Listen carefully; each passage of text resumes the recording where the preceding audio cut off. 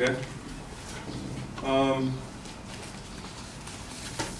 So basically, the evidence that we found on the fact that STIs would be more diminished, sexually transmitted infections would be diminished, is that about 45% of women said that men became abusive if the men insisted on if the women insisted on using condoms, and 73% of the time ended up offering more. Well, 73% of the time would offer more money to be able to not use a condom, and 45% of the 73% of the time, the men would become insistent and abusive if the women still insisted on them using a condom.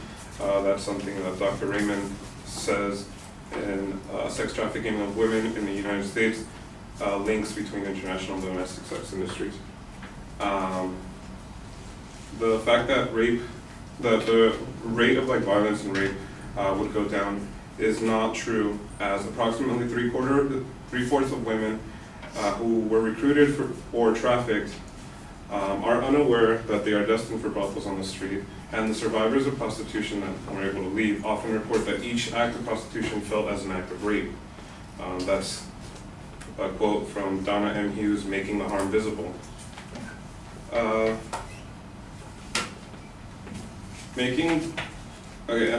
Legalizing brothels and the fact that there is, that you would collect fees and all of that, which is about $100,000 sure, depending on the county in Nevada currently, would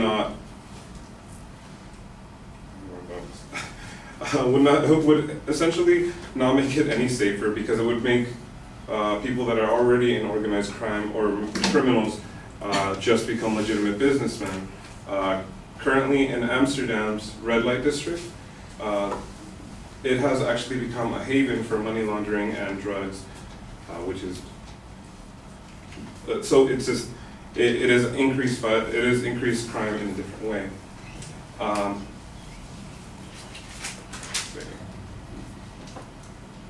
The implementation of security cameras, when it has been used, has usually been for protecting the brothel and the customers, not the sex workers.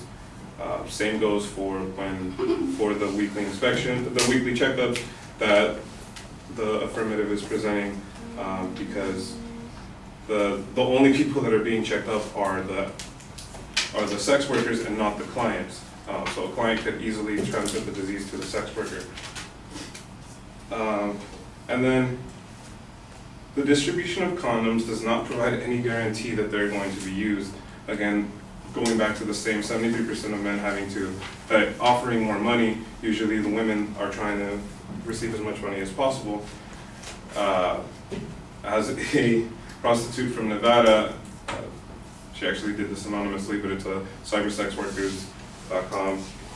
She said that most men try to only use pay about $150 to $200, but after the 30% cut of the drivers that would take them, the clients, and the brothel taking about half of that, they will really only end up with about $40 per client.